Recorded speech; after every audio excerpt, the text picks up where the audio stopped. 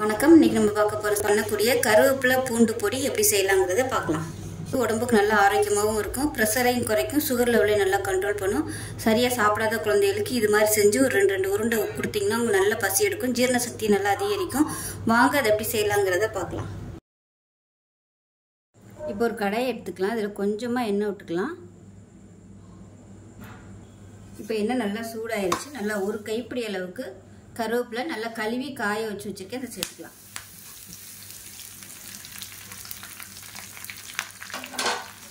இது வந்து நல்லா அப்படியே முறுமுறுன்னு பொரிச்சு எடுத்துக்கலாம்.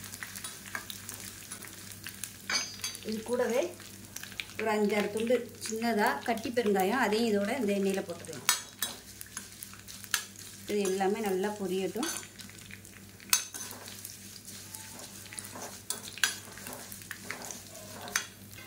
இப்போ பாருங்கள், இது எல்லாமே நல்லா பொரிஞ்சிருச்சு. ஒரு பிளேட்டுக்கு மாற்றிக்கலாம். இப்போ அதே கடாயில் ஒரு 10 வரமிளகாயை பொரிச்சு எடுத்துக்கலாம். அடுப்பு நல்லா குறைச்சி வச்சுக்கோங்க. இப்போ கேஸ் அமர்த்திடலாம். இப்போ வந்து ஆறட்டும். ஆறுனதுக்கப்புறம் தான் நல்லா மொறுமொறுப்பாக வரும். ஆறட்டும். இப்போ இது நல்லா ஆறிடுச்சு. இதில் வந்து ஒரு 10 பூண்டு பல் வந்து அப்படியே சேர்த்துக்கலாம். இப்போ இதில் கொஞ்சமாக உப்பு சேர்த்துக்கலாம். சேர்த்துட்டு நல்லா நைஸாக அரைக்கணும். அதாவது ரொம்ப நைஸாக இல்லை, தண்ணியெலாம் ஊற்றக்கூடாது. எவ்வளோ தூரம் அரைக்க முடியுமோ அந்தளவுக்கு அரைச்சிக்கலாம். இப்போ பாருங்கள், நல்லா அரைச்சிட்டு வந்தாச்சு. இந்த மாதிரி தான் இருக்கும்.